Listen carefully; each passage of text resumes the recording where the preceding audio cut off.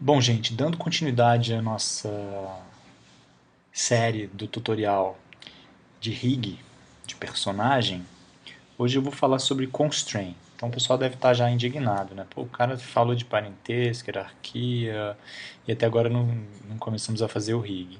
Mas é importante que a gente entenda o que significa o constraint e por que a gente usa ele, tá? Para poder construir a nossa estrutura. Então vamos lá, por exemplo, quando a gente falou de parentesco, ou seja, eu pego um objeto e falo que ele é filho do outro, né? Então, por exemplo, esse cubo é filho desse cara, se eu apertar P, ele vai parentear, ou eu posso em Edit, Parent, tá? Esse cara é o filho, esse é o pai. O pai, ao se mover, ele move o filho, ao girar, gira o filho, e vai funcionar com a escala também, tá? Essa é a ideia de parentesco. Quando eu faço um parentesco, vou abrir o outliner. Quando eu faço um parentesco, por exemplo, ó, cubo, filho da esfera, P. O que aconteceu? A esfera está aqui, dentro dessa hierarquia eu tenho o cubo. Tá? Então a esfera é pai desse cara. Vou dar um Shift P aqui, eles ficam na mesma linha da hierarquia. Eu posso também mover ó, com o botão do meio do mouse, eu posso clicar e mover para dentro, eu volto a essa hierarquia.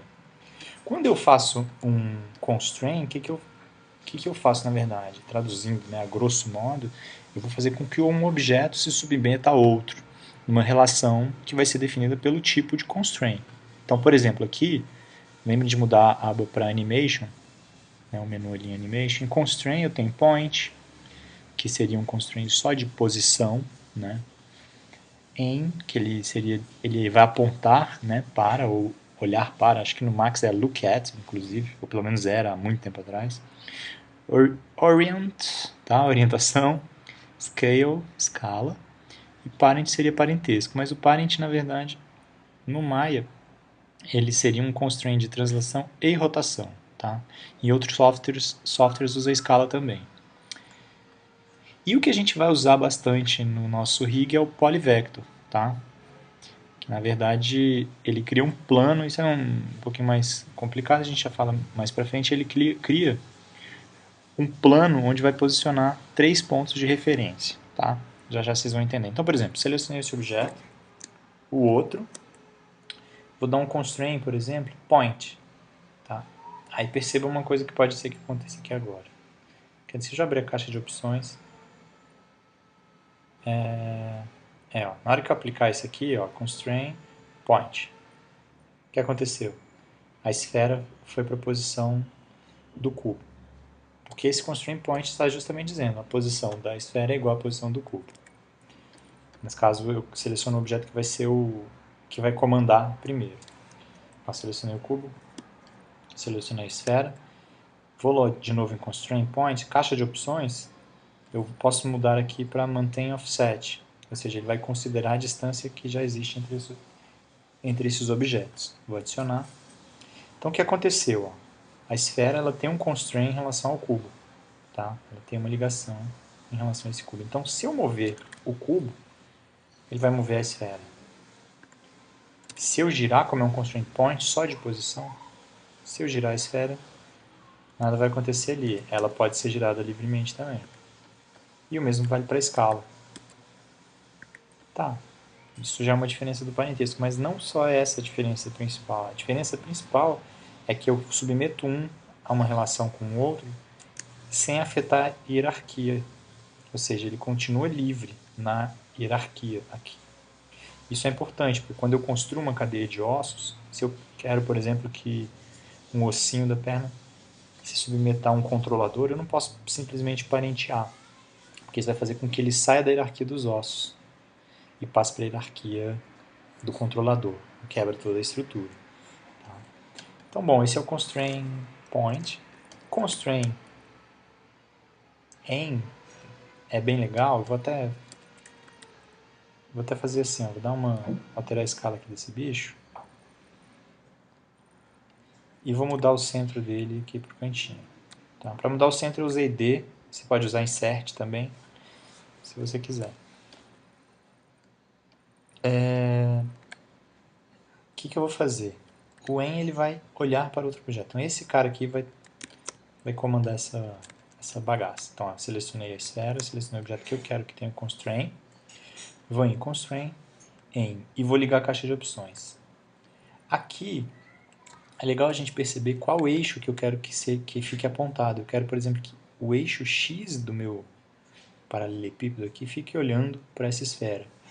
Então, qual que é o em vector? Sempre que a gente tem aqui esses três parâmetros, eu sempre considero x, y, z. Então, aqui já está, ele vai estar apontado em x. O up vector, seria qual eixo vai estar apontado, direcionado para cima. No caso aqui, ele está marcando o y, tá? Que é o que eu quero mesmo. Então, beleza. Eu vou adicionar e vamos ver se vai dar certo. Adicionei. O cubo tem um constraint em relação à esfera. Então, na hora que eu mover a esfera, ó, o cubo vai ficar olhando para ela. Então, legal, posso fazer um canhãozinho que está mirando num objeto. Tá? Então, esse é um tipo de coisa que a gente pode fazer. Por fim, deixa eu deletar esse constraint. Eu posso fazer o constraint, eu queria que vocês testassem, na verdade, olhassem o help, o que cada um faz, mas o constraint parent, por exemplo. Vou clicar nele. Vou marcar a translação e rotação. Ó, na hora que eu movo esse cara aqui, ele move, na hora que eu giro, ele vai girar. E a escala tá livre, tá? Ah, não, tá livre não. Ele mantém a escala, ele coloca a escala também. Ou seja, é como um parentesco, só que é diferente, né? Tá, mas por que você está falando de constraint? Porque, só para exemplificar, isso a gente vai ver na aula que vem, tá?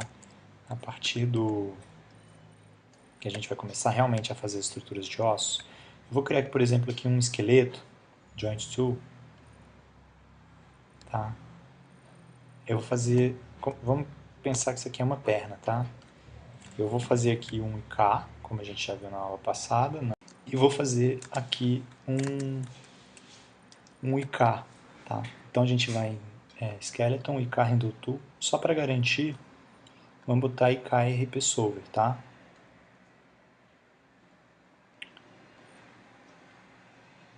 Eu vou criar, clico aqui, né, onde seria a bacia, a região da bacia, aqui na...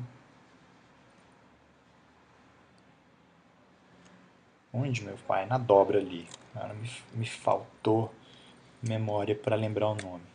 Calcanhar, né? Alguma coisa assim. Beleza, eu tenho o meu IK, ó, que está funcionando. Eu vou criar um controle que no Maya geralmente a gente usa curva e as curvas simples, né? Então eu vou create NURBS primitives, criar um círculo, esse círculozinho padrão, e vou fazer o seguinte, esse círculo aqui, eu vou posicionar ele bem alinhadinho com o joelho. Então eu vou ligar o snap de ponto, que é o V, o atalho, cliquei, tá lá. Chegar um pouquinho para frente e vou fazer o seguinte, o constraint aqui eu vou selecionar o que seria o meu controlador, tá? Para ficar com cara de controlador, eu vou dar quer dizer, não dá nada não, vamos deixar assim, tá bom? Assim. Beleza, vou deixar assim. É que eu estou fazendo no Mac porque o microfone que eu comprei de R$10 é uma droga, né? Então não deu para gravar no PC. E é isso, vamos lá. Então selecionei o círculo, vou selecionar o meu IK, então Shift seleciono o IK, e agora eu vou em Constraint, Polyvector. Ele já fez. O que ele fez? Ele cria uma relação entre este ponto, este e este, e cria um plano que vai estar posicionado, ou seja, na verdade esses ossos eles vão ficar sempre posicionados nesse plano que é gerado a partir desses três pontos. Então se eu mover esse cara aqui, ele vai acompanhar o joelho. Tá? Se eu levantar aqui, ó, ele está sempre alinhado num plano que a gente pode imaginar um plano aqui desses três pontos. Tá? É isso que faz o Polyvector. Tá? Bom, gente, é isso. Na aula que vem a gente começa a fazer o rig propriamente dito, tá? Um abraço, fui!